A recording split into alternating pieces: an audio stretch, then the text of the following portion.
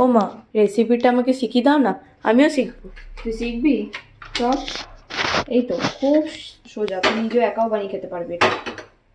দেখ, প্রেশার কুকারেই এটা করতে হয়। আমি একটুখানি বাটার দিয়ে দিচ্ছি। বাটারটা দেখ কতটা বাটার দিলে, আমি একটুখানি বাটার দিয়েছি, ব্যাস। আমি বাটার বাটারটা মেল্ট গরম হয়ে গেছে, একটু গরম মশলা দিয়ে দিলাম, দু একটা দানা। তারপর দিয়ে দিচ্ছি পেঁয়াজগুলো, একটা ছোট্ট পেঁয়াজ, বেশি বড় না, মাঝারি সাইজের যে পেঁয়াজগুলো হয় সেটা।